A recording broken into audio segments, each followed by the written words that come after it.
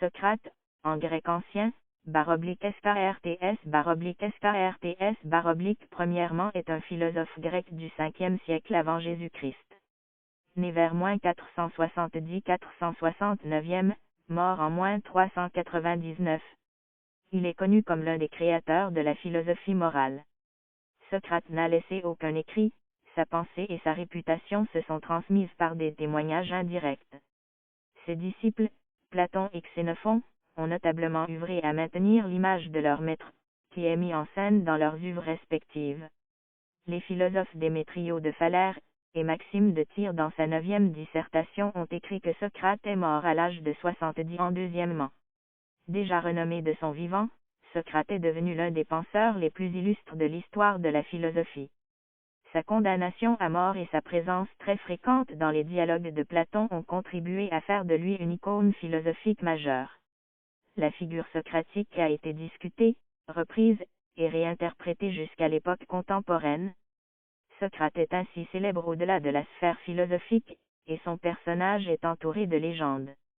En dépit de cette influence culturelle, très peu de choses sont connues avec certitude sur le Socrate historique et ce qui fait le cœur de sa pensée. Les témoignages sont souvent discordants et la restitution de sa vie ou de sa pensée originelle est une approche sur laquelle les spécialistes ne s'accordent pas sage. Biographie.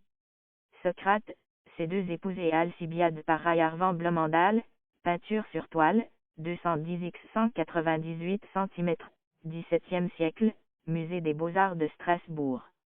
La plupart de nos connaissances sur la vie de Socrate concernent le procès de 399. Socrate naît vers 471 avant Jésus-Christ 3, 470-469 ou 469-468 4,5, dans la 3e ou 4e année de la 77e Olympiade, à la fin des guerres médiques, sans doute au mois de mai, 6 du mois Targélion, référence nécessaire, près d'Athènes, dans le dème des Hélopès, dème de la tribu des Antiochides. Il est le fils de Sophronisque et de Phénarète. Son père était sculpteur ou tailleur de pierre et sa mère sage-femme. Il est toutefois possible que le nom de sa mère, qui signifie qui fait apparaître la vertu, et son métier ne soit qu'une invention destinée à souligner les propos de Socrate sur la maïeutique note 1,6. Socrate avait un demi-frère, Patroclès, fils de Chérédème, premier mari de sa mère note deuxièmement. Les renseignements sur sa vie privée sont peu sûrs, voire contradictoires. La tradition qui vient de Platon et Xénophon, le donne pour marié à Xantippe, vers 415. Selon une tradition douteuse anti-socratique remontant à Aristote, Socrate aurait peut-être été bigame, marié à Xantippe et à Myrto, petite fille d'Aristide le Juste note 3,8, septièmement. Il aurait eu 3 enfants de Xantippe, Lamproclès, l'aîné selon Xénophon 9, Sophronisque et Ménexène, à laquelle la tradition fait une réputation de mégère note 4. En dépit du physique peu avantageux que lui prêtent Platon et Xénophon, Socrate est un séducteur de jeunes gens, au point d'être accompagné par un groupe d'admirateurs imitant son mode de vie 8,10. D'après une autre tradition, mentionnée par Aristoxène, Socrate avait une forte inclination pour les femmes 11,12. Socrate est présenté par Platon comme étant pauvre note 5, tandis que Xénophon conteste que l'on puisse le dire pauvre au motif que n'ayant que peu de besoins Socrate n'avait pas l'utilité d'une grande fortune. On ne connaît par ailleurs à Socrate pas d'autre activité que la philosophie huitièmement. Cependant, ayant servi comme hoplite durant la guerre du Péloponnèse, il n'était pas un tête, la plus pauvre des 4 classes, dispensée du service hoplitique, et sa pauvreté doit sans doute se comprendre relativement aux jeunes gens riches qui formaient son entourage 13. Hoplite. Il a été hoplite dans 3 campagnes militaires pendant la guerre du Péloponnèse, celle de Potidée en 431-430, de Délion en 424 et d'Amphipolis en 42214. Ces campagnes semblent d'ailleurs les seuls déplacements de Socrate hors d'Athènes 15. Platon le montre comme faisant preuve d'un courage physique hors du commun 16, là à Délion comme à Athènes, il marchait fièrement et avec un regard dédaigneux note 6, pour parler comme toi, Aristophane. Il considérait tranquillement tantôt les nôtres, tantôt l'ennemi, faisant voir au loin, par sa contenance, qu'on ne l'aborderait pas impunément. Aussi se retira-t-il sain et sauf, lui et son compagnon, car, À la guerre, on n'attaque pas ordinairement celui qui montre de telles dispositions. Note septièmement. Le courage dont il fait preuve n'est pas seulement physique, mais aussi politique, quel que soit le régime. En moins 406, après la bataille des Arginuses, on décide, sous l'influence des démagogues, de juger collectivement les généraux ayant conduit cette bataille, au motif qu'ils n'ont pas recueilli les corps des morts. Le hasard veut que Socrate se trouve être alors prytane et chef de l'assemblée. Il est le seul des 50 prytanes, au péril de sa vie, à s'opposer à cette procédure illégale. Selon la loi athénienne, c'est en effet un à un, et non collectivement, qu'on pouvait condamner ces hommes. Son opposition n'empêche toutefois pas les généraux d'être condamnés à mort. En 404, sous le régime des 30, il refuse d'obéir à l'ordre qui lui est donné d'arrêter un proscrit, Léon de Salamine, là encore au péril de sa vie. Note 8,17-18. Athènes est au 5e siècle le centre de la vie culturelle et un lieu de passage obligé pour les personnalités du temps, l'historien Hérodote, les physiciens Parménide et Anaxagore, le médecin Hippocrate, les sophistes Proétagoras, Gorgia, Rhipias et Prodico XV, entre autres. On ignore quelle a été la formation de Socrate. Anaxagore et Archélaos de Milet lui ont été donnés comme maîtres par une tradition tardive. Note 9. Mais ce n'est peut-être qu'une reprise du passage autobiographique du Phédon 19, Socrate y déclare avoir étudié les livres des Anaxagore.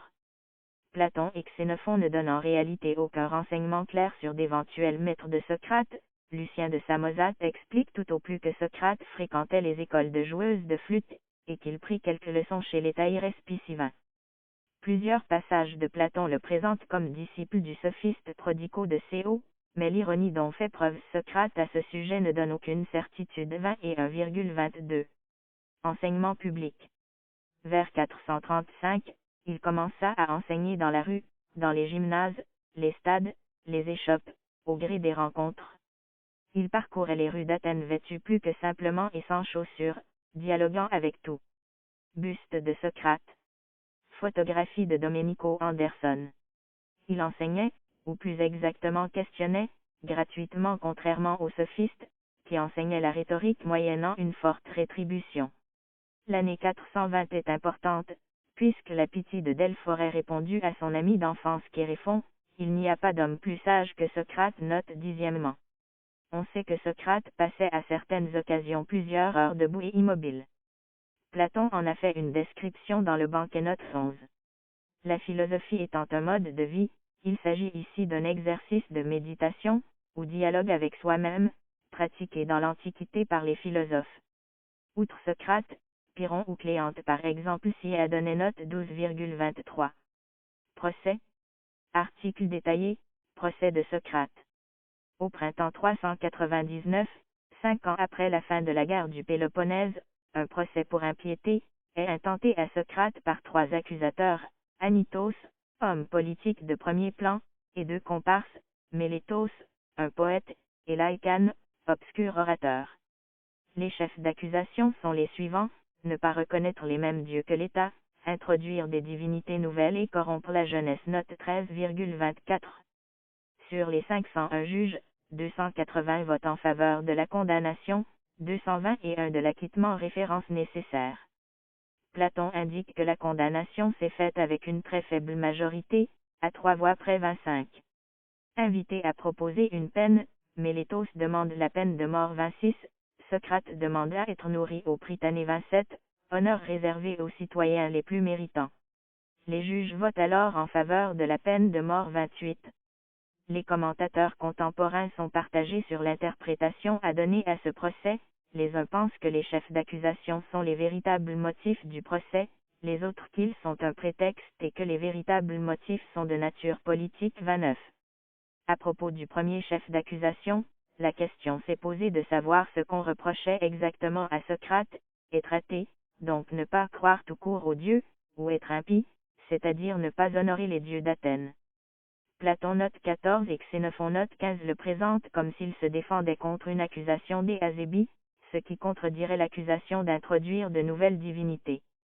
Ses disciples ne présentent jamais Socrate comme un athée, mais, même si Socrate ne croit pas aux fables des poètes sur les dieux, il n'est pas non plus présenté comme un impie, et ce dernier point ne suffit pas à lui seul à comprendre la raison de ce procès pour cette forme d'impiété. La possibilité même d'un procès pour Azébi à Athènes à cette date n'est pas assurée. Un décret à ce sujet, datant du début de la guerre du Péloponnèse, est mentionné par Plutarque et aurait visé Périclès à travers Anaxagore note 16. Mais son authenticité ou le fait qu'il soit toujours en vigueur en 399 sont discutés. 29. Le chef d'accusation relatif à l'introduction de nouvelles divinités, est mis en relation par Platon et Xénophon avec le signe divin, de Socrate. Dans les nuées d'Aristophane, Socrate est présenté comme un physicien, substituant aux anciens dieux des entités telles que les nuées, la langue ou le vide. Mais le signe divin de Socrate n'apparaît nulle part dans la pièce et il est possible que ce chef d'accusation soit la manifestation d'une certaine jalousie des Athéniens envers ce qui pouvait apparaître comme une faveur des dieux à l'égard de Socrate. 29,30. L'accusation de corrompre la jeunesse est liée par Platon à celle d'impiété. Mais pour Louis-André Dorion, ce lien paraît superficiel et le véritable motif serait d'ordre politique. Cette accusation est par ailleurs mise en relation avec la pratique de L. note 17.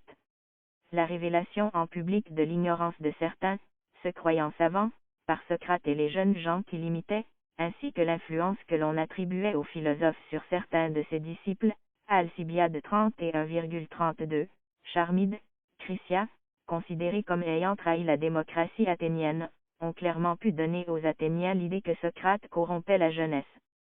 La récente loi d'amnistie de 403, votée après le rétablissement de la démocratie, explique sans doute pourquoi le procès intenté à Socrate n'est pas ouvertement politique. Dès les environs de 393, le sophiste Polycrate d'Athènes publie un pamphlet, Accusation de Socrate, attaquant le philosophe sur le plan politique, auquel Xénophon répond dans ses Mémorables 29.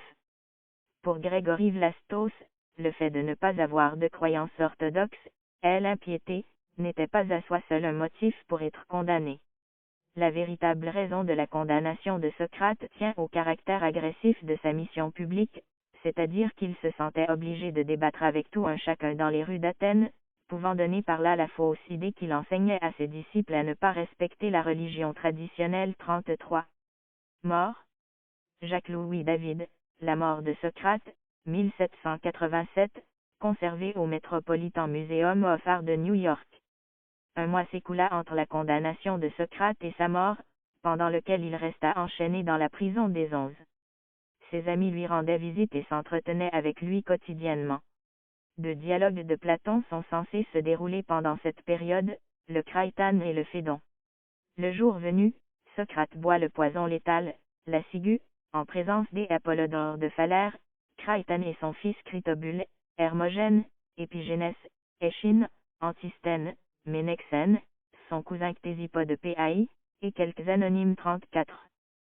Ce poison d'état contenait probablement une préparation à base de sucre de grande ciguë, associée à du datura et de l'opium pour augmenter l'effet toxique tout en réduisant la souffrance et neutralisant les spasmes consécutifs à son absorption. 35.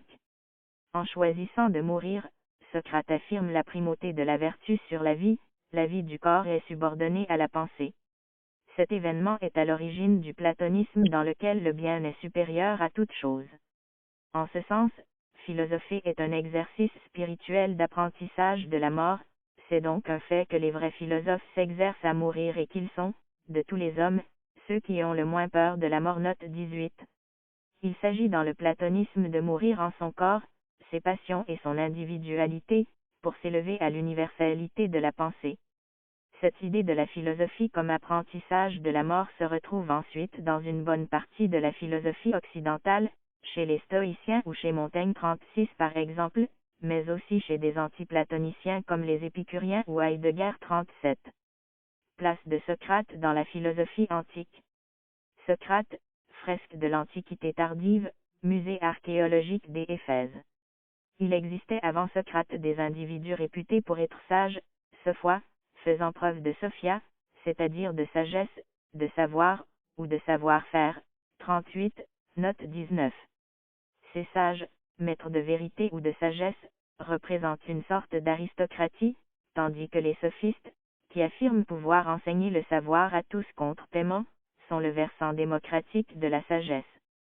En s'opposant aux uns et aux autres, Socrate est le premier philosophe, philosopho, tel que le définit pour la première fois Platon dans le banquet, c'est-à-dire celui qui est non sage, mais qui désire, philin, la sagesse, sachant qu'il ne l'a pas sage. Individu inclassable, il provoque chez les autres le bouleversement de soi-même d'une façon irrationnelle. Cette remise en question de l'individualité se trouve dépassée dans le dialogue entre un individu et un autre, dialogue fondé sur la raison, pour atteindre l'universalité 39,40.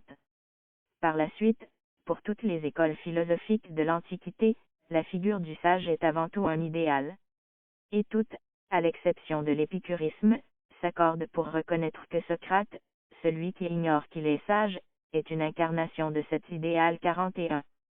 Par la suite, une tradition a fait de Thalès de Milet le premier philosophe, tandis qu'une autre tradition, remontant à Platon, Xénophon et Aristote, fait de Socrate le père de la philosophie. Thalès serait le premier à attribuer au phénomène naturel des causes matérielles et non surnaturelles, alors que Socrate serait le premier à consacrer la réflexion philosophique aux affaires humaines, et non plus à l'étude de la nature. Cette tradition en vigueur chez les anciens de Socrate comme père de la philosophie est à l'origine chez les modernes de la désignation des philosophes qui l'ont précédé, ou qui sont parfois ses contemporains, comme présocratiques. Elle est aussi à l'origine de l'idée selon laquelle Socrate est le fondateur de la science morale note 20.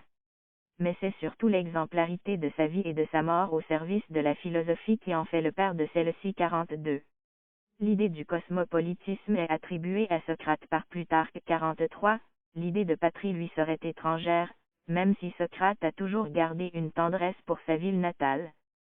Socrate et les sophistes. Les sophistes se placent sans doute dans la continuité de l'école éléatique. En effet, pour l'Éléate Parménide, il y a identité entre l'être et le discours. Mais pour Parménide, l'être a la primauté et c'est lui qui assure que le discours peut être vrai. Les sophistes traitent eux aussi du problème des rapports entre l'être et le discours, mais opèrent un renversement, c'est désormais le discours qui a la primauté. Ce qui conduit à deux positions sophistiques, celle de Gorgia, pour qui il n'y a pas d'être, et celle de Proéotégaras, pour qui n'importe quel discours peut donner une existence à n'importe quel être 44. Socrate est en accord avec Parménide sur le fait qu'il existe un être unique, existant indépendamment du discours et supérieur à lui. Mais il accorde cependant aux sophistes qu'il existe aussi une multitude d'autres êtres, qui peuvent se montrer illusoires et trompeurs, en relation avec le discours. Contrairement aux sophistes, Socrate est cependant le premier à penser que ces êtres existent aussi en dehors du discours, préservant ainsi la possibilité d'un discours vrai, qui ne varie pas en fonction de la subjectivité de chacun. Socrate est ainsi à l'origine en philosophie de la notion de concept, ouvrant par là le chemin aux idées platoniciennes 44. Disciple et continuateur. Parmi ses élèves, 7 sont d'après Diogène Laërce considérés comme particulièrement importants. Ce sont Antisthène, Échine de Sphéto, Platon, Xénophon, Euclide de Mégare, Aristippe de Cyrène et Phédon d'Élie. Tous, sauf peut-être Aristippe, ont écrit des dialogues socratiques. Ce sont des fictions littéraires dans lesquelles des sujets philosophiques font l'objet d'un débat à la manière de Socrate. Seuls nous sont parvenus en entier des dialogues de Platon, du pseudo-Platon, anciennement attribués à Platon mais qui n'ont pas été écrits par lui, et de Xénophon 45. Il eut d'autres disciples, dont Apollodore et son frère Aianthodore, Isocrate, pendant une courte période, Cébé, Chéréphon, son ami d'enfance et assistant, Ménexène, Simia, Métrodore note 21, Alcibiade des -431, Charmide, Chrysia, Théétète d'Athènes, Craïtane et ses enfants Critobule, Hermogène, Épigène et Ctésippe. Information douteuse, Spintaro, père des Aristoxène note 22, Hermogène, Lysania de Sphéto, père des Échine de Sphéto, Coauris Coeos de Sepsas, père de Nélée de Sepsas. L'un de ses disciples, Euclide de Mégare, en -405, fonda la première école des petits socratiques, le mégarisme. En -400, un autre disciple, Antisthène, a fondé la deuxième école des petits socratiques, le cynisme. L'année suivante, Aristippe fonda la troisième école, le cyrénaïsme.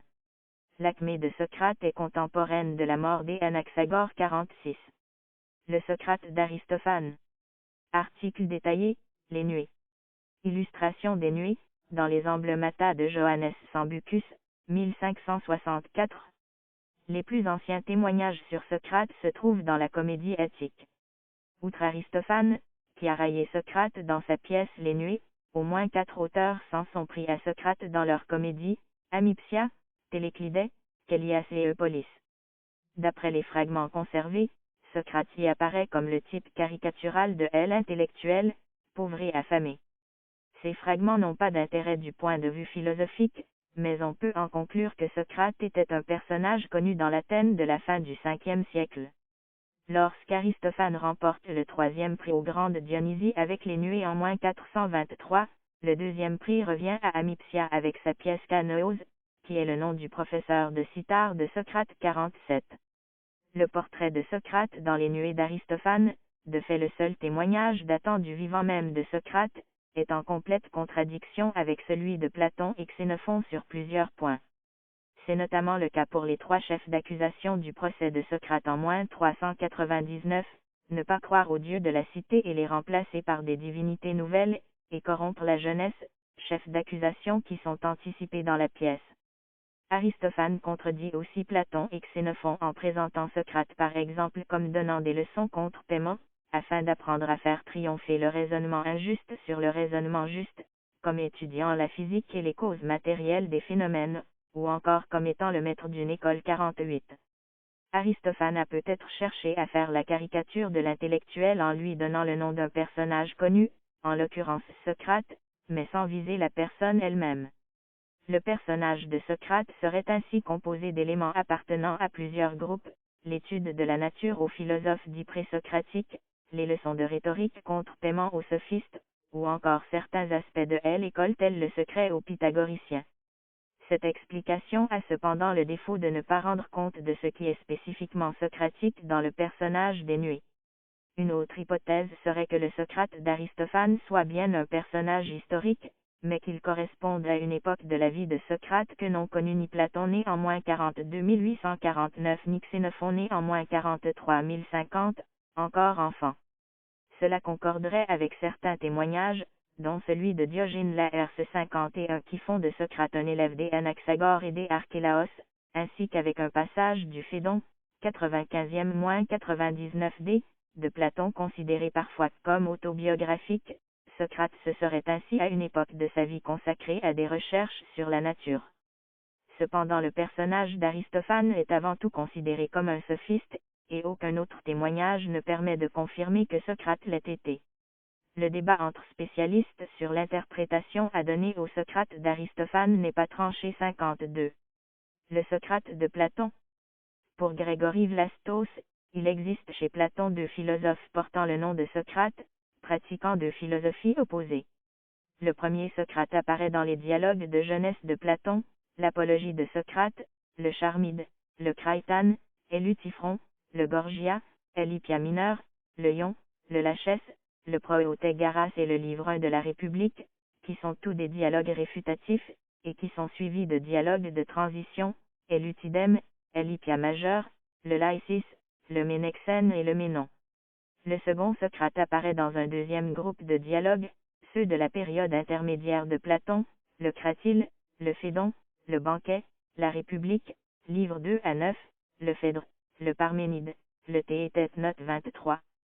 Platon chercherait dans le premier groupe de ces dialogues à rendre compte de la philosophie du Socrate historique, tandis que dans le second groupe, Socrate devient le porte-parole de sa propre philosophie. Vlastos identifie ainsi 10 points sur lesquels le Socrate des dialogues de jeunesse est en opposition avec celui des dialogues de la période intermédiaire. La philosophie du premier par exemple est seulement morale, tandis que le second est aussi un métaphysicien, un épistémologue, un philosophe de la science, un philosophe du langage, ainsi qu'un philosophe de la religion, de l'éducation et de l'art. Son domaine est une encyclopédie complète de la philosophie en tant que science. 53. Oracle de Delphes et mission divine. Sa mission est d'ordre religieux et mystique, au sens où nous prenons aujourd'hui ces mots. Son enseignement, si parfaitement rationnel, est suspendu à quelque chose qui semble dépasser la pure raison. Henri Bergson, Les 2 sources de la morale et de la religion, chapitre 1, 1932. L'oracle de Delphes est au commencement de la vie philosophique de Socrate. Ainsi qu'il le raconte selon l'apologie de Socrate de Platon, 21a, la Pythie répond à son ami Chéréphon, venu l'interroger à ce sujet, que Socrate est le plus sage des hommes. Socrate cherche à résoudre l'énigme de la Pythie, sachant qu'il ne sait rien, comment peut-il être plus sage que ceux qui sont réputés savoir? Il interroge donc homme politique, poète, artisan, dans tous les cas, ils se révèlent doublement ignorants, croyant connaître ce qu'ils ne savent pas et ne sachant pas qu'ils sont ignorants. Socrate est donc bien le plus sage des hommes, puisqu'il ne croit pas savoir ce qu'il ne sait pas. 54. Seuls les dieux détiennent le véritable savoir, Sophia, le philosophe étant celui qui désire, Philin, désirer, ce savoir. Or tout un chacun peut être philosophe. Aussi, parce que le dieu de Delphes a cité son nom, Socrate pense avoir pour mission de révéler aux hommes leur ignorance et de se préoccuper plutôt de leur âme que de leur corps ou de leurs biens matériels, afin qu'ils s'améliorent. Mais cet oracle à lui seul ne suffit pas à expliquer que Socrate pense être investi d'une mission.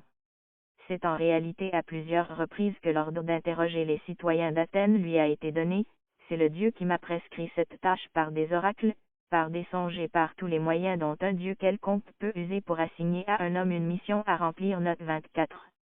La relation entre la philosophie et la religion, soit que la première soit subordonnée à la seconde, soit qu'elle soit autonome par rapport à la religion, est l'un des importants problèmes posés dans l'interprétation de la philosophie socratique. 54,55.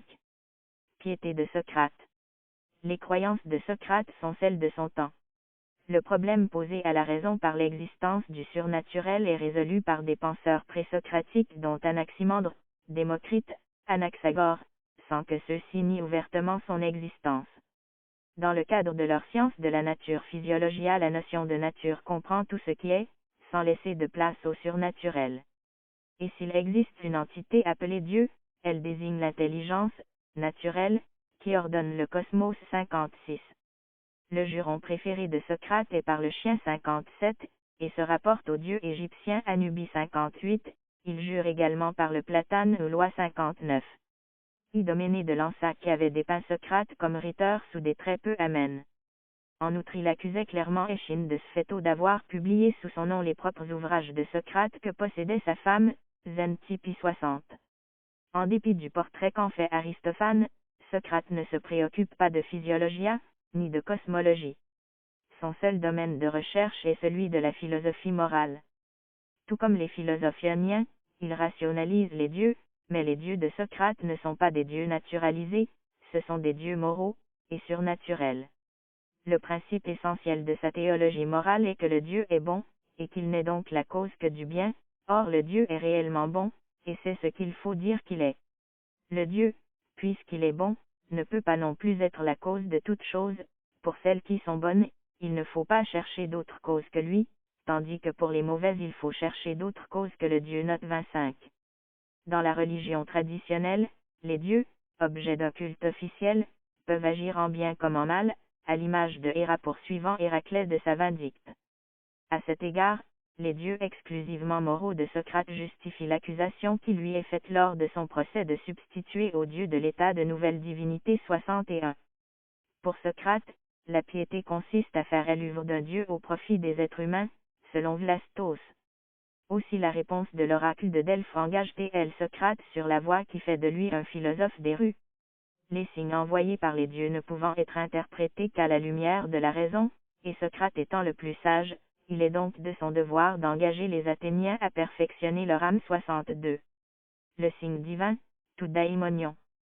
Ce qui est couramment appelé le daimon. Note 12 de Socrate est en réalité chez Platon le signe divin, tout daimonion, sous-entendu Siméane. Ce signe se manifeste depuis l'enfance de Socrate sous la forme d'une voix qui, dit-il, me détourne toujours de ce que je me propose de faire, mais ne m'y pousse jamais. Note 26. Ces interdictions concernent souvent des actions sans intérêt du point de vue moral, mais sont parfois plus fondamentales, c'est ainsi le cas de l'interdiction de faire de la politique. Le signe divin ne donnant jamais ses raisons, c'est à Socrate d'en interpréter les motivations. Dans le cas de la politique, Socrate pense qu'il aurait fini par y perdre la vie, ce qui l'aurait empêché de poursuivre sa mission au service du Dieu, philosopher en harcelant les citoyens d'Athènes, à l'image d'un temps attaché à un cheval 63. La relation entre les interventions du signe et les interprétations rationnelles qu'en donne Socrate fait l'objet de deux interprétations opposées. L'une, soutenue par Grégory Vlastos, défend la souveraineté et l'autonomie de la raison. Si le daimonion lui avait donné un ordre que Socrate aurait estimé contraire à la raison, il aurait refusé d'obéir. Cela n'arrive certes jamais chez Platon, mais si Socrate avait été placé dans la situation d'Abraham, à qui Dieu ordonne de sacrifier son fils Isaac, la foi n'aurait pu l'emporter sur la raison 64. Au contraire, pour Louis-André Dorion, la raison est subordonnée aux ordres du signe divin. Socrate cherche à les interpréter rationnellement, mais ne les remet jamais en cause, pas davantage qu'il ne remet en cause l'oracle de Delphes faisant de lui l'homme le plus savant. Ce n'est cependant pas un comportement irrationnel. Le Dieu seul détient une authentique sagesse et ne peut qu'être toujours rationnel. En obéissant aux ordres de son signe ou de l'oracle, Socrate partage de façon fugitive une rationalité infiniment supérieure à la rationalité humaine 63. C'est à partir du IIe siècle après Jésus-Christ, avec Plutarque, Maxime de Tyr et Apulée, que le signe divin, daimonion, de Socrate devient un démon, daimoon, être intermédiaire entre les dieux et les hommes 63. Ignorance et ironie. Tout ce que j'apprends ici, c'est que je ne sais rien. Merci Socrate. Graffiti, Regenstein Librairie, en, Université de Chicago. Noisette 65. Socrate est donc paradoxalement le plus savant, selon l'oracle de Delphes, bien que lui-même se dise ignorant. Cette ignorance est affirmée à de nombreuses reprises dans les dialogues platoniciens. Note 27 et est l'une des caractéristiques les plus originales du Socrate de Platon par rapport au Socrate de Xénophon. Elle est la même que celle que Socrate révèle chez ses interlocuteurs, elle a trait aux sujets les plus importants, qui relèvent de l'éthique. Certains de ses interlocuteurs perçoivent cette ignorance comme une feinte. En effet, si Socrate ne sait pas, il ne peut répondre aux questions, ce qui lui permet de se placer dans la position de celui qui interroge, tandis qu'à l'inverse, celui qui affirme savoir, ou croit savoir, doit nécessairement répondre 66. C'est ce qu'on appelle l'ironie socratique, laquelle est en fait une double feinte. D'une part, Socrate feint de ne pas savoir, et d'autre part il feint de croire que son interlocuteur sait. Aussi Socrate affirme ne pas avoir de disciple et ne pas enseigner. Je n'ai jamais, en effet, été le maître de personne. Note 28. Il se met au contraire à la place de celui qui cherche à apprendre d'autrui. Ainsi, au livre 1 de la République, Thrasymachus a bien compris l'attitude de Socrate. Voilà l'ironie ordinaire de Socrate. Ne l'avais-je pas dit tout à l'heure que tu ne voudrais pas répondre, que tu plaisanterais à ta manière, et t'arrangerais pour ne faire aucune réponse à mes questions. Voilà, dit-il, le grand secret de Socrate, il ne veut rien enseigner, et il va de tous les côtés apprenant des autres, sans en savoir aucun gré à personne. Note 29. Mais désireux de faire étalage de son savoir, Thrasymachus ne peut cependant s'empêcher de tomber dans le piège tendu par Socrate et de révéler l'étendue de son ignorance. 66.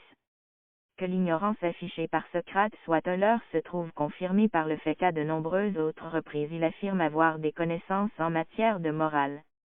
Ainsi dit-il par exemple, je vous répète que ce ne sont pas les richesses qui donnent la vertu, mais que c'est de la vertu que proviennent les richesses. Note 30. Certaines de ces connaissances sont d'origine divine, car seuls les dieux savent véritablement. Mais la plupart du temps, elles ne peuvent être attribuées aux dieux. Si l'ignorance qu'il affiche est bien une feinte, c'est que Socrate est bien le plus savant des hommes, conformément à ce qu'a déclaré la Pythie. Cependant ce savoir n'est jamais clairement exposé dans les dialogues de Platon, notamment en ce qui concerne la nature du bien, source de toute connaissance sur les autres vertus. Se présenter comme ignorant permet en effet à Socrate d'engager ses interlocuteurs à faire pour eux-mêmes la recherche de la connaissance. 67. Élan chaud et connaissance de soi. L'élan chaud, grec, ou réfutation, est un mode d'argumentation grâce auquel un questionneur, Socrate, vise à réfuter un répondant, en lui démontrant qu'il se contredit. Cette réfutation a une structure bien précise. 68. L'interlocuteur de Socrate soutient une thèse. Socrate amène son interlocuteur à lui accorder des prémices. Socrate montre, avec l'assentiment de son interlocuteur, que ces prémices entraînent une thèse contraire à la thèse initialement défendue. Socrate affirme alors que la première thèse est fausse, et la seconde vraie. Du point de vue de la logique, elle et Lanchot présentent une difficulté. Socrate ne démontre en réalité pas que la première thèse est fausse et la seconde vraie, mais qu'il y a incompatibilité entre les prémices et la première thèse. Mais le point important est que elle et Lanchot a une visée morale. La réfutation est la plus grande et la plus efficace des purifications. Note 31. Elle est destinée à faire honte à l'individu de ses fausses connaissances, préalable indispensable à la vraie connaissance de la vertu.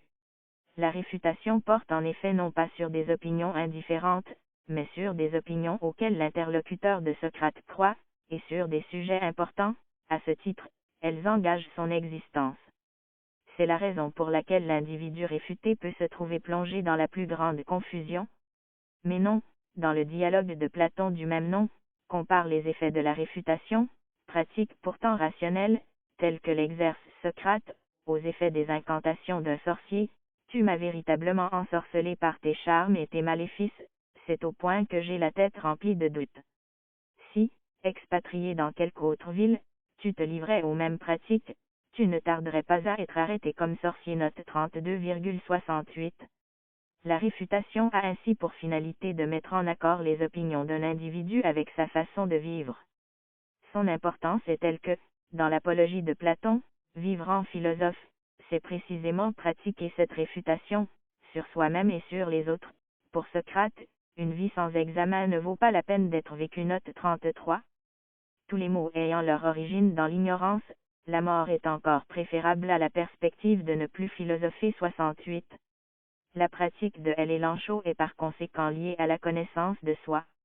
Dans deux passages des dialogues de Platon, Socrate donne une interprétation de la maxime gravée sur le fronton du temple d'Apollon à Delphes, « Connais-toi toi-même », dans le Charmide, 167a, et dans le premier Alcibiade. Dans le Charmide, est affirmée la nécessité du rapport à autrui pour se connaître soi-même. Laissée à elle-même, l'âme peut se faire des illusions sur la réalité de ses connaissances, et seule la pratique de elle et Lanchot peut dissiper ces illusions. Dans le premier Alcibiade, la connaissance de soi est en rapport avec la théorie de la tripartition des biens, bien de l'âme, bien du corps et bien extérieur. Le savoir est un bien de l'âme et lui seul permet de faire bon usage des autres biens. 69. Bien que Socrate considère que la pratique de la réfutation soit un bienfait pour autrui, cette pratique, consistant à révéler leur ignorance en public, a conduit à rendre nombre de ses interlocuteurs hostiles à son égard. Elle est ainsi sans doute l'une des principales causes du procès de Socrate. De ce point de vue, elle et Lanchot est un échec. C'est peut-être la raison pour laquelle elle disparaît presque entièrement des dialogues de Platon après le Ménon, et le Socrate de la République souligne les dangers pour la philosophie de son usage sans retenue par les jeunes gens, après avoir maintes fois réfuté les autres, et été maintes fois réfutés eux-mêmes, ils en arrivent vite à ne plus rien croire du tout de ce qu'ils croyaient auparavant, et par là eux-mêmes et la philosophie tout entière se trouvent discréditée dans l'opinion publique. Note 34,70. Paradoxe socratique.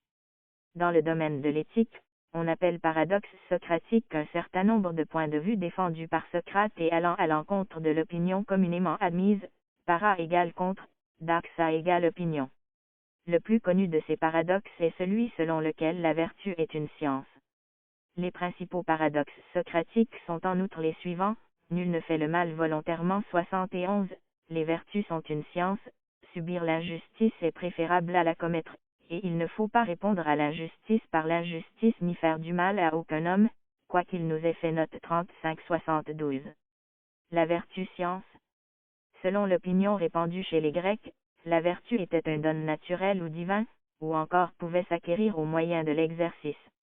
Mais pour Socrate, la vertu est une connaissance. Note 36, c'est-à-dire que savoir ce qu'est la vertu est suffisant pour être vertueux, et à l'inverse que pour être vertueux, il est nécessaire de savoir ce qu'est la vertu. Note 37. Ce paradoxe est né de la comparaison avec les savoirs techniques, comme la médecine, l'architecture, etc. En effet, pour Socrate, de même que l'étude de la médecine permet d'être médecin, savoir ce qu'est la vertu permet d'être vertueux. Ce qui vaut pour la technique vaut aussi pour la politique ou l'éthique.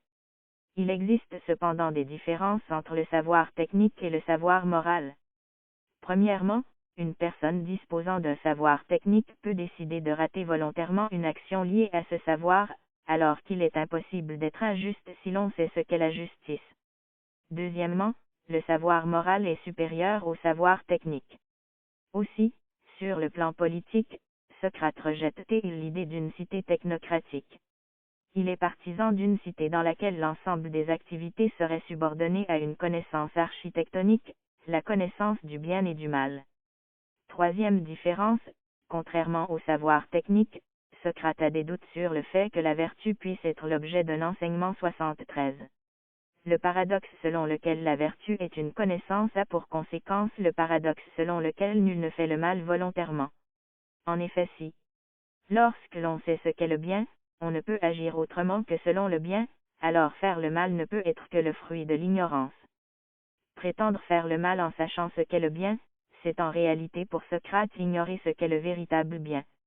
L'éthique de Socrate est donc résolument intellectualiste, elle adorionne.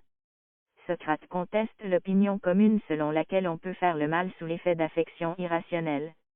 Le savoir possède de lui-même une force impérative.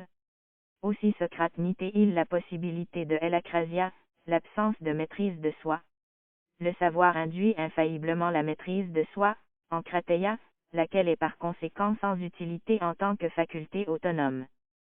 Sur ce point, le Socrate des dialogues de jeunesse de Platon s'oppose au Socrate de Xénophon, chez lequel la maîtrise de soi, et non le savoir, est le fondement de la vertu. Mais il s'oppose aussi au Socrate de la République. La théorie platonicienne de l'âme tripartite, implique en effet la possibilité de l'acrasia.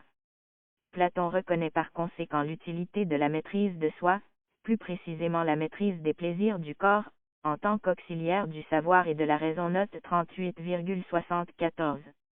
Dans l'esprit des contemporains de Socrate, les vertus sont distinctes les unes des autres, aussi peut-on avoir certaines vertus et ne pas posséder certaines autres. Or pour Socrate, on ne peut avoir une vertu sans les avoir toutes à la fois. En effet, toutes les vertus ont une même origine, la connaissance du bien et du mal. Un homme ne peut pas être à la fois bon sous l'angle d'une certaine vertu et mauvais sous l'angle d'une autre. Les spécialistes ne s'accordent pas sur la question de savoir si l'unité des vertus entraîne leur identité, toutes les vertus ont une seule définition, ou leur inséparabilité, chaque vertu a une définition, différente des autres. 75. Contre la loi du talion. Faire du mal à ses ennemis était admis et même valorisé dans la morale grecque, selon les principes définis par la loi du talion, à condition de l'appliquer dans le respect de la loi publique. Selon cette loi, celui qui a commis un tort ou un dommage doit en subir un équivalent par compensation. L'acceptation de cette loi dans la morale vient de la confusion qu'elle opère entre la vengeance qu'elle autorise d'une part et les notions de rétribution, de légitime défense et de punition d'autre part. Faire la différence entre la vengeance et la punition, l'une des plus considérables découvertes conceptuelles jamais faites par l'humanité selon Grégory Vlastos, est un mérite qu'il faut attribuer à Protagoras. Note 39. Malgré cette distinction, Protagoras ne remet toutefois pas en cause le fait que la vengeance soit moralement acceptable. 76. Socrate est le premier à considérer, par le raisonnement, la loi du talion comme moralement inacceptable. Il énumère les principes, au nombre de 5, qui sont le fondement de son raisonnement dans le Crichton 77. Socrate, 1. On ne doit donc jamais commettre d'injustice.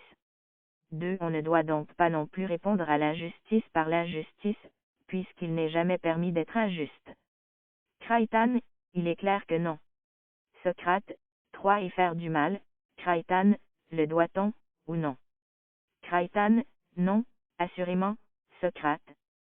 Socrate, 4. Mais rendre le mal pour le mal, cela est-il juste, comme on le dit communément, ou injuste? Crichton, non, cela n'est pas juste. Socrate, 5. C'est qu'entre faire du mal aux gens et être injuste il n'y a pas de différence. Note 40. Héros socratique.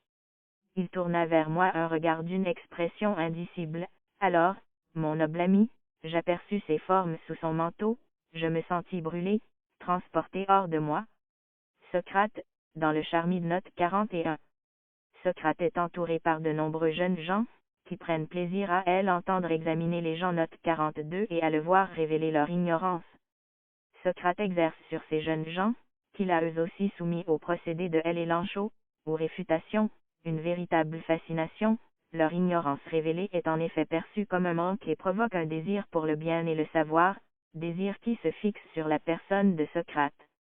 Aussi sa tâche est-elle d'entretenir le désir chez ces jeunes gens, pour les amener à progresser sur le chemin de la connaissance et de la vertu, tout en refusant que cette relation amoureuse se fixe sur sa personne, étant lui-même ignorant. C'est le sens à donner au passage du banquet dans lequel Alcibiade raconte la façon dont Socrate est resté insensible à ses avances. Note 43. Alors que dans la relation homosexuelle traditionnelle, l'homme mûr tient le rôle de l'amant, Érastès, et l'adolescent celui de l'aimé, Pédica, Socrate renverse les rôles. S'il feint dans un premier temps d'être l'amant, ce sont ensuite les adolescents qui sont à sa poursuite, ainsi que le déclare Alcibiade, je ne suis pas le seul qui l'a ainsi traité, il en a fait autant à Charmide, fils de Glaucon, à Euthydème, fils de Dioclès, et à nombre d'autres, qu'il trompe en se donnant comme amant, tandis qu'il prend plutôt le rôle du bien-aimé que de l'amant. Note 44. Platon et Xénophon ont par ailleurs livré 3 entretiens avec ces jeunes gens qui, après avoir été réfutés, s'attachent à Socrate, à Alcibiade, dans le premier à Alcibiade, Charmide, dans le dialogue de Platon du même nom, Euthydème, dans les Mémorables, 4 deuxièmement de Xénophon 78, note 45. Image 8, Alcibiade et Socrate par Édouard-Henri Avril, de Figuri Venaris, 1906. L'héros socratique se distingue de l'héros platonicien sur plusieurs points, bien que tous deux accordent une place déterminante à l'homoérotisme. Chez Platon, un beau garçon est aimé parce que sa beauté est l'image de la beauté en tant que forme, alors que ce et Socrate aime dans un beau garçon, c'est un beau garçon. Le contact physique est chose habituelle dans l'héros platonicien, et se fait avec passion. Chez Socrate au contraire le contact se limite à la vue et à l'esprit. La satisfaction du désir n'est pas permise chez Socrate et chez Platon, mais pour des raisons différentes. La motivation est métaphysique chez Platon, il faut autant que possible séparer l'âme du corps, unis dans cette vie, pour mettre fin au cycle des réincarnations, et le plaisir sexuel fait obstacle à cette séparation. Chez Socrate en revanche, la raison en est morale, l'orgasme n'est pas condamné en tant que tel, mais seulement en tant que plaisir égoïste, dans le cadre de la relation pédérastique, de l'homme plus âgé, nullement partagé par le plus jeune 79. Si Socrate était attiré comme tous les Grecs par les hommes, d'un point de vue théorique cependant il ne faisait pas de différence entre les hommes et les femmes, ces dernières n'étant pas jugées par nature inférieures aux premiers. Socrate était en cela moins misogyne que ses contemporains. Mais en pratique, Socrate jugeait que le dialogue avec une femme n'était pas possible. Aussi lorsqu'il s'entretient avec ses amis de l'immortalité de l'âme, dans le Phédon, peu de temps avant de mourir, il demande que l'on renvoie sa femme Xantippe chez elle. 80. Socrate, quels sont donc, Diotima, ceux qui philosophent, si ce ne sont ni les savants ni les ignorants? Diotima, ce sont ceux qui sont entre les deux, et l'amour est de ceux-là. En effet, la science compte parmi les plus belles choses, or l'amour est l'amour des belles choses, il est donc nécessaire que l'amour soit philosophe, et, s'il est philosophe, qu'il tienne le milieu entre le savant et l'ignorant. Note 46. Dans le banquet de Platon, Socrate, tel qu'il est décrit par Alcibiade, est un équivalent d'héros tel que Socrate en a auparavant fait le portrait, placé dans la bouche de la prêtresse Diotime. Héros est en effet toujours pauvre, dur, sec, sans souliers, brave, résolu, plein de ressources, passant sa vie à philosopher, habile sorcier, magicien, sophiste. Note 47, et c'est ainsi qu'est Socrate selon Alcibiade. Mais en assimilant Socrate à héros, qui n'est pas un dieu mais un démon, être intermédiaire entre les dieux et les hommes, c'est aussi une définition du philosophe que propose Platon. Seuls les dieux détiennent la sagesse, et n'ont pas besoin de philosopher. Les êtres humains sont des non-sages. Parmi ces derniers, les insensés ignorent qu'ils ne sont pas sages, tandis que ceux qui savent qu'ils ne sont pas sages sont des philosophes, dans une position intermédiaire entre la sophia, sagesse ou savoir, et l'ignorance. Platon est ainsi le premier dans l'histoire de la philosophie, au travers du portrait de Socrate en héros, à faire une distinction radicale entre sagesse et philosophie, cette dernière étant une recherche jamais aboutie de la première. 81. Socrate Silène. Buste de Socrate. Copie romaine du IIe siècle d'un original grec. Musée archéologique régional de Palerme. Ce qui frappe d'abord dans le personnage de Socrate, c'est qu'il est physiquement laid, d'une laideur proverbiale 82. C'est ce qu'évoque Alcibiade dans son éloge de Socrate, à la fin du banquet de Platon, en le comparant à un Silène ou à un satyre. Je dis d'abord que Socrate ressemble tout à fait à ces Silènes qu'on voit exposés dans les ateliers des statuaires, et que les artistes représentent avec une flûte ou des pipeaux à la main. Si vous séparez les deux pièces dont ces statues se composent, vous trouvez dans l'intérieur l'image de quelque divinité. Je dis ensuite que Socrate ressemble particulièrement au satyre Martias, note 48,83. Mais cette laideur, tout comme les statuettes de Silène cachaient un dieu, n'est qu'une apparence, un masque. De la même façon, avec ses interlocuteurs, Socrate use de la feinte qu'est l'ironie socratique, destinée à leur faire reconnaître leur ignorance et éventuellement les convertir à la philosophie 84. On ne trouverait personne qui approchait en rien de cet homme, de ses discours, de ses originalités, à moins de le comparer, comme j'ai fait, non pas à un homme, mais au Silène et au satyre, lui et ses discours, car j'ai oublié de dire, en commençant, que ces discours aussi ressemblent parfaitement aux Silènes qui s'ouvrent. En effet, malgré le désir qu'ont à d'écouter Socrate, ce qu'il dit paraît, au premier abord, entièrement grotesque. Les expressions dont il revêt sa pensée sont grossières comme la peau d'un impudent satyre. Il ne vous parle que d'âne batté, de forgeron, de cordonnier, de corroyeur, et il a l'air de dire toujours la même chose dans les mêmes termes, de sorte qu'il n'est pas d'ignorant et de sot qui ne puisse être tenté d'en rire. Mais qu'on ouvre ses discours, qu'on en examine l'intérieur, on trouvera d'abord qu'eux seuls sont pleins de sens, ensuite qu'ils sont tout divins et qu'ils renferment les plus nobles images de la vertu, en un mot, tout ce que doit avoir devant les yeux quiconque veut devenir un homme de bien, note 49. Socrate use de dissimulation avec les autres, tant et si bien qu'il est lui-même devenu le masque des autres dans les dialogues socratiques et que le Socrate historique est devenu insaisissable. Ainsi dans ces dialogues, nulle part Platon ne dit je, utilisant la figure de Socrate soit pour réserver sa véritable doctrine à son enseignement oral, soit pour la présenter au lecteur avec une certaine distance. 85. Kierkegaard a publié la plus grande partie de son œuvre, avec l'objectif d'amener son lecteur à comprendre qu'il n'est pas chrétien, sous divers pseudonymes. Il justifie le procédé en invoquant Socrate. Pour Nietzsche, la dissimulation est un procédé propre à l'éducateur. Lui aussi invoque Socrate comme modèle. 86. Maïeutique. La maïeutique, l'art d'accoucher, apparaît pour la première fois dans le Théétète, 150 BD, dialogue plutôt tardif. Socrate, dans une sorte de passage autobiographique, s'y présente comme un accoucheur, à l'image de sa mère sage-femme, à la différence près qu'il accouche les âmes et non les corps, et les hommes et non les femmes. La maïeutique est associée dans ce passage à la déclaration d'ignorance, au fait qu'il n'enseigne rien à personne et à sa mission divine, trois éléments que l'on trouve dans les dialogues de jeunesse de Platon. On voit ici comment Platon a pu faire évoluer le personnage de Socrate.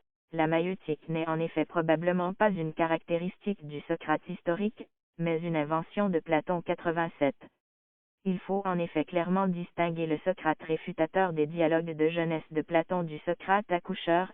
La pratique de la réfutation, et l'enchaud, a pour but de montrer à celui qui se croit savant qu'il est en réalité ignorant, alors que la maïeutique a pour objectif de montrer à celui qui se croit ignorant qu'il est en réalité savant. Cette complète transformation du personnage de Socrate est peut-être à mettre en relation avec la théorie platonicienne de la réminiscence, qui apparaît dans le Ménon et le Phédon. Accoucher les âmes serait alors leur faire se ressouvenir des connaissances qu'elles avaient avant d'entrer dans un corps. 87. À noter que l'interprétation selon laquelle la maïeutique ne serait qu'une invention tardive de Platon projetée a posteriori sur Socrate ne fait pas l'unanimité. La maïeutique originellement socratique serait bien à elle œuvre dans certains dialogues de jeunesse de Platon, bien que le mot maïeutiquer ne soit jamais prononcé. 88. Socrate, dans le Théétète, 149a, signale que cette pratique n'était pas censée être connue de tous. Interprété dans son sens littéral, le Théétète, probablement rédigé vers 369, exposerait l'art, technique, de Socrate dans sa forme la plus approfondie. 89. celle-ci ayant été longtemps dissimulée 90. Il en découle que l'accompagnement socratique ne se réduirait pas à la négativité de la réfutation, élan chaud, mais viserait in fine la production positive de pensée, susceptible d'être confirmée par le dialogue, dialégesté, dès lors qu'elle résiste à la réfutation. Concernant la datation ancienne de la maïeutique, les nuées d'Aristophane composées du vivant de Socrate, 421 avant Jésus-Christ, font allusion, d'une manière certes humoristique néanmoins significative, à un avortement accidentel d'une pensée qu'un disciple aurait découverte au sein même du cercle socratique, nuit, 535 à 137. Le disciple de Socrate affirme que ce type de conception, susceptible d'avorter ou non, doit être rapporté à un culte des mystères, Mysteria, 543. La dimension mystérique de la maïeutique pourrait expliquer pourquoi Platon a pu attendre 30 ans après la mort du maître pour la divulguer. Si tel est le cas, la maïeutique doit être référée à autre chose qu'aux doctrines platoniciennes de la réminiscence et des idées doctrines d'ailleurs non évoquées dans le Théétète. On aurait affaire à une pratique impliquant des expériences beaucoup plus primitives de révélation par enthousiasme, impliquant une faveur divine, te amoira, décrite par Échine de Sphéto, Alcibiade, et par Platon, Apologie, Ion, Ménon, Phèdre, 91. La révélation inspirée du jeune Clinia dans Elutidem, 289-291a, au cours d'un traitement mystérico-maïeutique en est probablement un exemple. Le Socrate de Xénophon. La philosophie du Socrate de Xénophon se distingue de celle du Socrate de Platon essentiellement en ce qu'elle s'articule autour de trois notions que sont la maîtrise de soi, enkrateia, l'endurance, kartria, et l'autosuffisance, autarkéa, 92.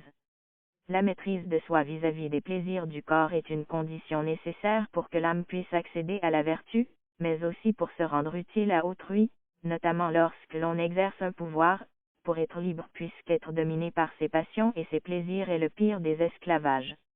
L'absence de maîtrise de soi est en outre la première source d'injustice, puisqu'elle amène à vouloir accaparer les biens d'autrui. La maîtrise de soi est aussi la source de l'amitié véritable. Elle permet encore d'accéder aux richesses. Sur ce dernier point, le Socrate de Xénophon diffère nettement de celui de Platon en ce qu'il s'intéresse aux questions économiques, dans le sens de la gestion de ses biens domestiques. Elle est également nécessaire pour pratiquer la dialectique, entendue ici comme la capacité à faire la différence entre le bien et le mal 93. Le témoignage de Xénophon avait été écarté au cours du XIXe siècle dans le cadre de la fameuse question socratique, Cette question est aujourd'hui dépassée, le principal reproche adressé à Xénophon était qu'il n'était pas vraiment un philosophe. Ce reproche, initié par l'étude de Schleiermacher, ne datait que du XIXe siècle et sous-tendait une idée de la philosophie à caractère avant tout critique et spéculatif. Il s'agissait d'un anachronisme, la philosophie dans l'Antiquité était conçue d'abord comme une manière de vivre. Note 50 et Xénophon était bien à ce titre philosophe. Le Socrate de Xénophon a d'ailleurs été considéré comme un véritable philosophe dans l'Antiquité, en particulier par les stoïciens, et chez les modernes par Nietzsche, qui accordait la plus haute importance au mémorable 94. Le Socrate d'Aristote. Le témoignage d'Aristote est indirect puisqu'il est né après la mort de Socrate et est assez succinct, 34 passages dans les œuvres conservées et quelques fragments des œuvres perdues. De plus, Aristote ne cherche pas à rendre compte de la pensée de Socrate, mais utilise celle-ci pour mettre en valeur sa propre pensée. En outre, les dialogues de Platon sont la source d'Aristote et il est plus utile de se rapporter directement à ceux-ci pour tenter de connaître la pensée de Socrate. Le témoignage d'Aristote a cependant pour intérêt d'être le premier à porter un jugement critique sur l'importance de la pensée de Socrate pour la philosophie 95. Pour Aristote, l'apport de Socrate est double, aussi. Est-ce à juste titre qu'on peut attribuer à Socrate la découverte de ces deux principes, l'induction et la définition générale? Ces deux principes sont le point de départ de la science. Note 51. Ils relèvent de l'épistémologie, et non de l'éthique, ce qui peut paraître surprenant. Aristote attribue par ailleurs la paternité de la doctrine des formes intelligibles, effectivement absente des dialogues de jeunesse de Platon, à ce dernier et non à Socrate. La théorie des idées est en effet une réponse au problème posé par la doctrine d'Héraclite selon laquelle toutes les choses sensibles sont en perpétuel mouvement, ce qui implique qu'elles sont inconnaissables. Postuler l'existence des idées, non sensibles et immuables, permet dans l'optique de Platon de rendre la connaissance possible. Aussi Socrate selon Aristote recherchait-il la définition universelle des vertus, mais sans aller jusqu'à faire de cette définition une essence, contrairement à Platon. Aristote, en désaccord avec Platon sur l'existence d'idées séparées du sensible, loue la position de Socrate sur ce point. L'essentiel du témoignage d'Aristote est cependant consacré à réfuter l'un des principaux paradoxes socratiques, selon lequel la vertu est un savoir 96,97. Deux passages, dont l'un est douteux, critiques sur la vie même de Socrate peuvent faire penser qu'Aristote est lui-même à l'origine d'un courant antisocratique à l'intérieur de l'école péripatéticienne. Aristoxène de Tarente, l'un de ses disciples, est ainsi l'auteur d'une vie de Socrate très sévère. Note 52,98. Interprétation moderne et contemporaine. Le Socrate de Hegel. Cette section ne cite pas suffisamment ses sources. Décembre 2013. La conception de l'immortalité de l'âme de Platon va à l'encontre de l'esprit tragique. Il semble soutenir la thèse d'un Socrate exécrant la tragédie. Toutefois, Platon utilise la tragédie dans une autre acception, il en perçoit la force de fascination et en sent la dimension sacrée. Le héros viole la loi mais reste terrifié par son inviolabilité. Platon va donc récupérer cette puissance de fascination en montrant que la philosophie accomplit la tragédie, la vérité de la tragédie et la tragédie de la vérité, de sorte que Socrate est présenté comme le héros tragique par excellence. Tel un héros tragique, je vais vers mon destin, Phédon. Pour Hegel, Socrate est un héros tragique. Il est celui qui est à lui-même sa propre justification qui l'oppose à celle de la cité. Le peuple athénien et Socrate sont tous deux l'innocence qui est coupable et expie sa faute, le conflit qui en résulte est celui d'un droit qui en affronte un autre puisqu'il s'agit pour Socrate de substituer à l'oracle la conscience de soi individuelle.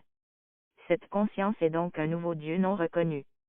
C'est en cela que l'accusation contre la faute capitale de Socrate est entièrement fondée, puisqu'il est le héros tragique qui a reconnu et exprimé le principe supérieur de l'esprit. Pour Nietzsche, le véritable responsable de la mort de la tragédie est Socrate en tant qu'il est le premier nihiliste, ruinant l'esprit grec de la tragédie, il nie la dimension dionysiaque de la vie. Confère théorie de Nietzsche. Dans la philosophie hegelienne, l'ensemble des représentations élémentaires n'est pas d'emblée conscient, toutefois, l'esprit tend à prendre conscience de lui-même. Pour cela, il doit sortir de lui-même afin de s'objectiver et ainsi s'approprier son contenu, par exemple, production d'objets égale extériorisation des capacités de l'homme. Ce mouvement dialectique est celui de Hellofbung, c'est-à-dire du dépassement de la contradiction en soi / pour soi tout en la maintenant. Rappelons également que chez Hegel, l'esprit est vu comme spiritualité d'un peuple, il se manifeste à lui-même par l'art, la religion et enfin la philosophie. En Orient, l'esprit est conçu comme substantiel mais inaccessible, c'est le sens des pyramides impénétrables, du sphinx aux yeux clos, alors qu'en Occident, l'esprit est souverain mais conçu comme subjectivité consciente d'elle-même, les individus sont le lieu dans lequel l'esprit parle de lui-même. C'est pourquoi les statues des dieux sont des hommes et que les temples sont ouverts sur le monde. Ce passage de l'un à l'autre est auguré dans le mythe par Édipe et dans la philosophie par Socrate. Ce qu'explique Hegel, c'est que lorsque le sphinx pose à Édipe la grande question, qui marche à 4 pattes le matin, à 2 pattes le midi et à 3 pattes le soir, elle lui demande en vérité qui est l'esprit. Car de même que le soleil passe du matin au midi puis au soir, l'esprit se meut de l'Orient à l'Occident, ainsi, lorsqu'Édipe répond c'est l'homme, il signifie que l'esprit est dans l'homme et c'est pourquoi le sphinx meurt, parce qu'elle représente l'esprit de l'Orient, où l'esprit est le mystérieux inatteignable pour l'homme, et qu'Édipe représente l'esprit de l'Occident, où l'esprit est dans l'homme, référence nécessaire. Édipe est le chercheur de l'énigme, d'une vérité qui, une fois découverte, l'entraîne à se crever les yeux, fermer les yeux du corps pour ouvrir ceux de l'esprit. Ainsi, à l'image d'Édipe, Socrate est le tournant de l'esprit dans son intériorité. Référence nécessaire. Il est celui qui se réclame du « connais-toi toi-même », inscription qu'on peut d'ailleurs également trouver dans le temple delphique où la Pythie avait annoncé à Socrate qu'il était le plus sage. Faisant de l'esprit universel unique un esprit singulier à l'individualité qui se dessine, Socrate fait de la conscience intérieure l'instance de la vérité et donc de décision. Il est ainsi en rupture avec la part d'Orient chez les Grecs. Il est celui qui affirme que l'esprit est dans l'homme. Pour Hegel, l'existence du signifie que c'est par son propre discernement que l'homme se décide. Toutefois, si le sujet décide bien par lui-même dans son intériorité, le génie est encore le non-conscient, un extérieur qui se décide, il n'est pas Socrate lui-même, il est son oracle. En tant que Socrate est ce tournant de l'esprit dans son intériorité, le occupe précisément le milieu entre l'extériorité de l'oracle et la pure intériorité de l'esprit puisqu'il s'agit, à partir de Socrate, pour l'esprit des individus de se substituer aux oracles. Il est, de plus, un état réel, puisque correspondant à des crises de catalepsie où Socrate connaît un dédoublement de la conscience. Le excède la conscience de soi tout en la provoquant, il reste atopique car s'il est propre à Socrate, ce dernier ne saurait se l'approprier. Le Socrate de Kierkegaard. Cette section ne cite pas suffisamment ses sources, mai 2014. Kierkegaard, en tant qu'il veut rendre à nouveau possible l'esprit, au sens hegelien, chrétien comme tel, se présente lui-même comme le Socrate du christianisme. Il s'agit pour lui de pratiquer l'ironie socratique à l'encontre du christianisme, et non pas d'intégrer la théorie de la réminiscence à la foi chrétienne. Il part en effet du principe que ce qui constitue l'événement Socrate au contraire de ce qui constitue l'événement christique est précisément son ironie. Pour Hegel, il advient que l'ironie soit la marque de la subjectivité, en tant que cette ironie, bien qu'elle soit négative en elle-même, est avant tout une transition vers la positivité de la subjectivité se décidant par elle-même. Toutefois, bien que Kierkegaard conçoive cette négativité, il ne reprend pas l'idée de transition, il voit l'ironie comme négativité radicale, car négativité comme vérité, elle est donc proprement paradoxale, c'est-à-dire antidogmatique, ce qui restitue à l'individu la possibilité de s'exposer à soi-même. Elle fait advenir l'expérience du non-savoir comme exigence d'une vérité qu'aucune doctrine ne saurait combler.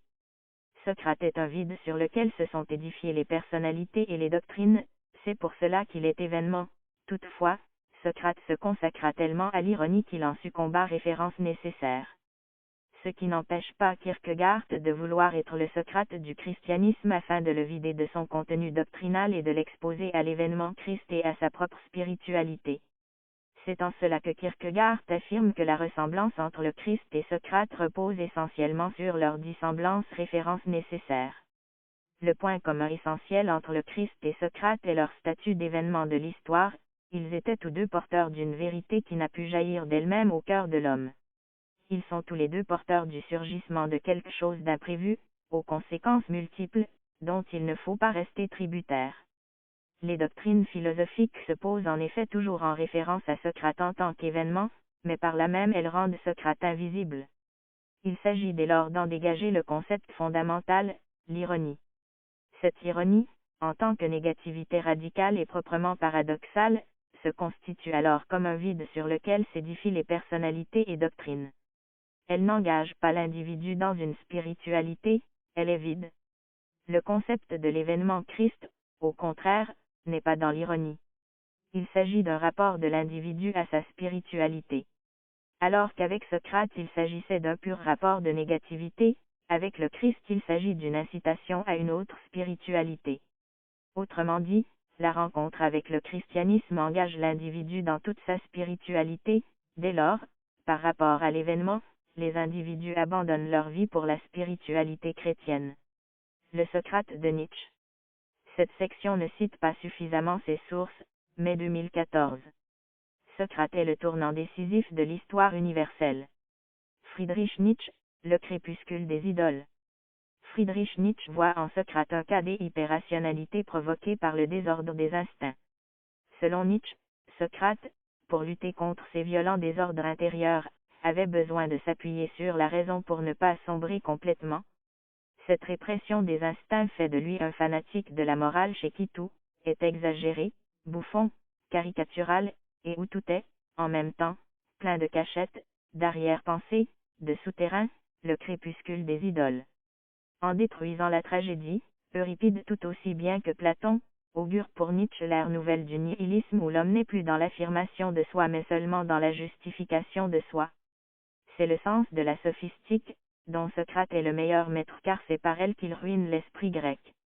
L'oracle de Delphes annonçait que Socrate était le plus sage, mais cette sagesse est celle de la recherche du souverain bien par le bon sens et le savoir, une sagesse rationnelle qui s'oppose à la sagesse instinctive des Grecs, cette dynamique de création par un débordement enthousiaste, par l'intuition du grand, du sublime et du noble. Et c'est précisément cette sagesse que Socrate condamne en dénonçant l'incapacité des petits maîtres de la cité, qui sont en fait des artistes et politiciens effectifs, à décrire leur création.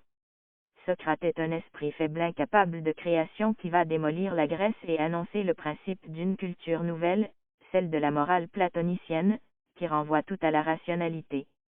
C'est d'ailleurs le sens de ce socratique, uniquement là pour retenir Socrate, il est le signe d'une inversion où l'instinct est restrictif et la morale créatrice, et où il y a perversion de la relation conscience/instinct.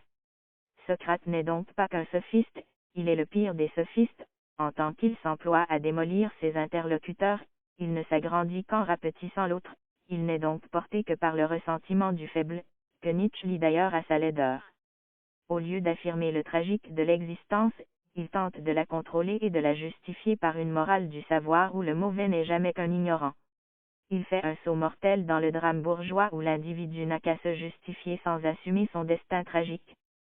Socrate est un pessimiste nihiliste qui dégrade la valeur de la vie, sa pusillanimité ne reposant que sur une dégradation de la volonté de puissance. Il dit cette dernière phrase à Crichton, Crichton, nous sommes le débiteur des Asclépios pour un coq, eh bien. Payez ma dette, pensée Y99. Nietzsche a donné une interprétation de cette parole, Crichton, la vie est une maladie sans, car Asclépio est le dieu guérisseur, Socrate lui doit un tribut, puisqu'il le guérit de la vie en lui donnant la mort. Socrate voulait mourir, ce ne fut pas Athènes, ce fut lui-même qui se donna la ciguë, il força Athènes à la lui donner. Friedrich Nietzsche, Le crépuscule des idoles. Le Socrate de Lacan. Cette section ne cite pas suffisamment ses sources, mai 2014. Rappelons brièvement que chez Lacan, la compréhension du désir passe par l'objet inatteignable que constitue la chose et qui entraîne l'insatisfaction perpétuelle du désir. L'analysant cherche quel est l'objet de son désir, et donc sa complétude ontologique. Le langage étant un cercle clos, le sujet ne parvient pas à entrevoir la signification des symboles qu'il présente. Or l'analysant pense que l'analyste sera capable de lui révéler la signification symbolique de ses désirs qu'il exprime par le langage, qu'il est ce grand autre qui détient les clés du langage. Lacan pense que l'analyste est alors en mesure de lui faire découvrir que le grand autre n'existe pas et qu'il n'y a pas de signification, son rôle est donc de faire assumer le manque à être. Socrate est donc cet analyste qui, au travers de ses dialogues, cherche la définition du sens des choses. Certains croient dès lors qu'il peut avoir ainsi accès au souverain bien, de même que l'analysant croit que l'analyste possède les clés du langage, alors même que les dialogues socratiques sont purement aporétiques. Socrate confronte ses interlocuteurs à leurs propres contradictions, il les pousse à réfléchir sur leur représentation pour qu'ils soient cohérents. Sa position en tant qu'antidogmatique n'est transitive vers aucun savoir, il s'agit au contraire de faire comprendre qu'aucun savoir n'est possible. Le but de l'analyste est de faire comprendre à l'analysant que l'objet final du désir n'est ni connaissable, ni accessible. Et c'est en cela que Lacan dit que Socrate est le précurseur de l'analyse. Référence nécessaire. Sources et questions socratiques. Socrate n'ayant laissé aucun écrit, sa vie et sa pensée sont connues principalement par des contemporains, Aristophane, qui ont parfois été ses disciples comme Platon et Xénophon, ainsi que par des sources indirectes telles qu'Aristote, né en -384. Ces sources directes et indirectes ne s'accordent pas toujours ou sont même contradictoires. Ce qu'on appelle la question socratique est le problème qui se pose lorsque l'on tente de reconstituer la pensée du Socrate historique 101. Alors que Xénophon était jusque-là la principale source sur la pensée du Socrate historique, le lancement de la question socratique a été principalement à l'œuvre de Friedrich Schleiermacher. Dans son étude Über den Wert des Socrates et ls Philosophen, la valeur de Socrate en tant que philosophe, 1818, Schleiermacher fait remarquer d'une part que Xénophon n'est pas un philosophe et d'autre part que sa défense de Socrate le conduit à en faire un philosophe plat et conformiste. Il pense donc que l'on peut trouver chez Platon les éléments de la véritable pensée de Socrate, tout en proposant de les faire concorder avec ceux qui sont considérés comme fiables chez Xénophon. Dans les faits, l'application de la problématique définie par Schleiermacher jusqu'au début du XXe siècle conduit à un quasi-rejet, voire un rejet complet du témoignage de Xénophon, note 53. Il n'y a cependant pas eu d'accord chez les historiens sur le fait de savoir qui entre Platon, Aristote, voire Aristophane rendait le mieux compte de la pensée du Socrate historique, même si Platon avait la préférence du plus grand nombre. Mais même chez les partisans de Platon, la question de savoir à quel dialogue se fier n'est pas résolue, l'apologie de Socrate seul, les dialogues de jeunesse, tous ou seulement certains, les dialogues apocryphes, voire la totalité des dialogues sans deux. Pour Grégory Vlastos par exemple, le Socrate historique est pour l'essentiel le Socrate des dialogues de jeunesse de Platon, les témoignages d'Aristote et de Xénophon appuyant ce point de vue 103. C'est à la fin du XIXe siècle qu'est faite une découverte majeure, celle du caractère fictionnel des dialogues socratiques, Logoi Socraticoi, note 54. Les dialogues socratiques sont en effet un genre littéraire, ainsi que l'atteste Aristote. La mise en scène et le contenu de ces dialogues font une large place à l'invention et ils ne visent pas à être un témoignage exact de la pensée de Socrate. Outre Xénophon et Platon, d'autres disciples de Socrate ont composé des Logoi Socraticoi d'après le témoignage de Diogène Laërce, Antisthène, Échine de Sphéto, Phédon d'Élie et Euclide de Mégare, note 55. Il y avait donc probablement autant de portraits de Socrate, figure littéraire, que de disciples se réclamant de lui. Aussi pour Louis-André Dorion, il faut donc envisager que la question socratique, consistant à vouloir accorder entre eux des témoignages discordants, est dépassée. Il s'agit davantage d'étudier, dans une perspective philosophique, les variations sur un même thème socratique au travers des différents témoignages 104,105. La diversité des écoles fondées par les disciples de Socrate prouve que la figure de ce dernier est extrêmement complexe, l'école de Platon, l'école cynique des Antisthène, l'école de Cyrène des Aristippe, l'école de Mégare des Euclide. Il est probable que nous aurions une idée tout à fait différente de qui était Socrate si l'on avait conservé toute la littérature produite par ces différentes écoles, en particulier l'ensemble des dialogues socratiques. En faisant de Socrate le porte-parole de leur propre doctrine, les socratiques en avaient fait un personnage aux opinions contradictoires, ainsi que l'avait noté saint Augustin, chacun prend de ses opinions ce qui lui plaît, et place le bien final où bon lui semble. Sur cette question les partisans de Socrate se divisent. Chose inouïe, et que l'on ne pourrait croire des disciples d'une même école, note 56. 106,107. Socrate dans les arts et les lettres. Littérature. Paroles de Socrate, gravure de Jan Peul, d'après Jean-Baptiste Oudry, 1762. Jean de La Fontaine, Fable, Paroles de Socrate, livre 4, Fable 17, d'après Phèdre, 3, 9e. Friedrich Hölderlin, Socrate und Alcibiades, 2, poème, 1799. François Jost Marie Renoir, Socrate dans le Temple des Aglores, poème, 1803. Lire en ligne archives sur Gallica. Louis-Sébastien Mercier, La Maison de Socrate le Sage, comédie, 1809. Lire en ligne archives sur Gallica. Théodore de Banville, Socrate et sa femme, comédie, 1886. Lire en ligne archives sur Gallica. Sur Socrate et le livre, c'est une facétie du destin de ce personnage, dont on n'a pas décrit, que d'être étroitement associé à la richesse cachée du livre, observe Dominique Selle, puisque Socrate et le livre ont tous deux reçu la comparaison avec Silène, qui par Platon, qui par Rabelais, 108. Musique. Giovanni Peziello, Il Socrate Imaginario, It, Opéra, 1775. Éric Satie, Socrate, pièce pour piano et voix, 1918. Peinture, sculpture. Jacques-Louis David, La mort de Socrate, peinture, 1787, Metropolitan Museum of Art, New York. Brancusi, Socrate, sculpture, 1922, Museum of Modern Art 109, New York. Cinéma. Roberto Rossellini, Socrate, 1971, Jean Silver dans le rôle. Stephen Rurek, L'excellente aventure de Bill et Ted, 1989, Tony Steedman, en, dans le rôle. Tristan Seguela, Rattrapage, 2017, Albert Delpy dans le rôle. Jeux vidéo. Socrate est un personnage secondaire récurrent du jeu vidéo Assassin's Creed Odyssey. Il rencontre fréquemment le personnage principal qui l'entraîne dans des conversations philosophiques. En compagnie des Alcibiades et d'Aristophane, il aide également le personnage principal à faire tomber Cléon qui a pris le contrôle d'Athènes après la mort de Périclès. Bibliographie. Pour une bibliographie détaillée sur le procès et la mort de Socrate, se reporter à l'article Procès de Socrate. Source. Socrate n'a rien écrit. Il ne reste que des témoignages.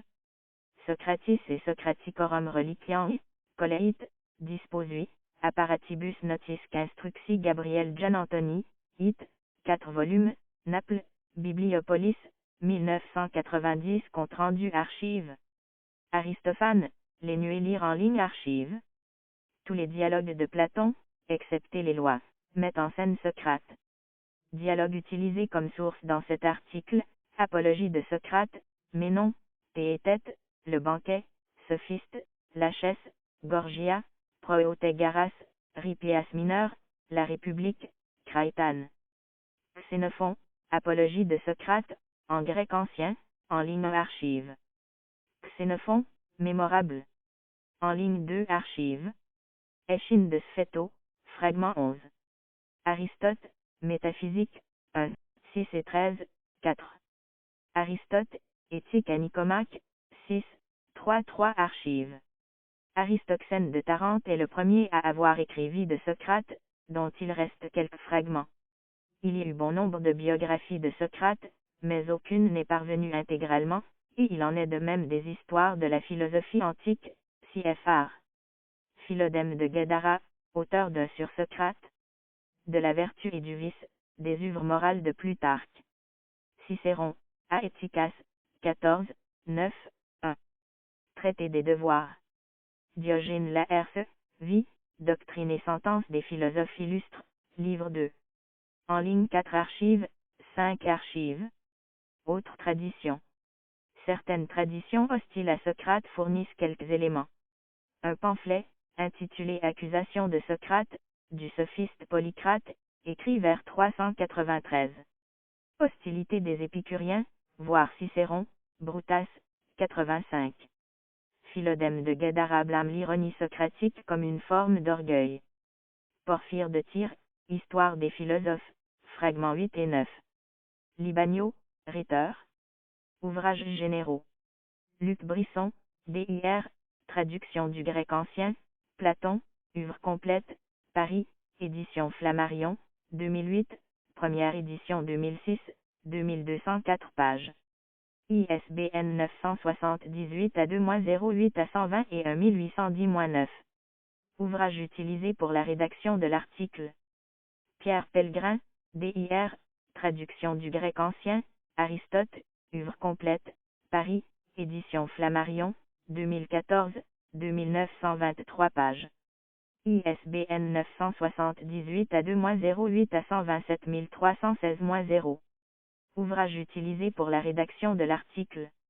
Émile Chambry, Emmeline Marquis, Alain Bilot et Dominique Gouste, traduction du grec ancien par Émile Chambry, Lucien de Samosate, œuvre complète, Paris, édition Robert Laffont, collection. Bouquin, 2015, 1248 pages. ISBN 978 à 2-220 et 1 à 10 902-1. Ouvrage utilisé pour la rédaction de l'article. François Châtelet, Histoire de la philosophie, 1. La philosophie païenne, Hachette, 1972. Pierre Hadot, Préfarnold de Davidson, Exercices spirituels et philosophie antique, Albin Michel, collection. Bibliothèque de l'évolution de l'humanité, 2002, première édition 1981, ISBN 978 à 2-226 à 13 485-1. Pierre Hadot, Qu'est-ce que la philosophie antique, Paris, Gallimard, collection. Folio Essai, 1995, 461 pages. ISBN 978 à 2-07 à 03 27 60-7. Émile Brier, Histoire de la philosophie, tome 1, Paris, Félix Alcan, de 1926 à 1927. Ouvrages et études sur Socrate. 2. Friedrich Schleiermacher, Hubert den Wörth des Socrates ls Philosophen, 1818, dans Smtlich Werk, volume 2, 1838, page 287 à 308. Lire en ligne archive. Friedrich Nietzsche. La naissance de la tragédie, 1872. Crépuscule des idoles, 1888, le problème de Socrate. Émile Boutroux, Socrate, fondateur de la science morale, 1883, lire en ligne archive sur Gallica. André-Jean Festugière, Socrate, Paris, Flammarion, 1934. Thomas Demant, Socrate et Jésus, l'artisan du livre, 1944. Jean Humbert, Socrate et les petits socratiques, Paris, PUF, 1967. Pierre Hadot, Éloge de Socrate, Paris, Alia, 2007, première édition 1998, 75 pence. ISBN 978 à 2-911 188 à 83-1 et 2 à 911 188-83 à 7, lire en ligne archive. Claude Mossé, 399. Le procès de Socrate, Bruxelles, complexe, collection. La mémoire des siècles, 1987, 153 pages. ISBN 2 à 87 027-201 à 4. Francis Wolff, Socrate, Paris, Presse universitaire de France, collection. Philosophie, 2010, première édition 1985, 128 pages. ISBN 978 à 2-13 à 040 31-5. Grégory Vlastos, traduction de l'anglais par Catherine Dalimier, Socrate, Ironie et philosophie morale Socrates, Ironies and Moral Philosophy, Paris, Aubier, collection. Philosophie, 1994, première édition 1991, 455 pages. ISBN 2 à 7007-3341-10. En, Grégory Vlastos, Prefmil Bagnette, Socratic Study, Cambridge, Cambridge University Press, 1994, 152 pages. ISBN 0 à 520 et 1-44 à 3. Paul Zenker, en, The Mask of Socrates. The Image of the Intellectual in Antiquity, traduction. Alan Shapiro, University of California Press, 1995, traduction de Die Mask des Socrates. D.H. Bild des Intellektuellen in der Antiken Kunst, 1995, lire en ligne archive. En, Thomas C. Krauss et Nicolas D. Smith, The Philosophy of Socrates, Westview Press, 2000. Figure de Socrate, philosophie antique.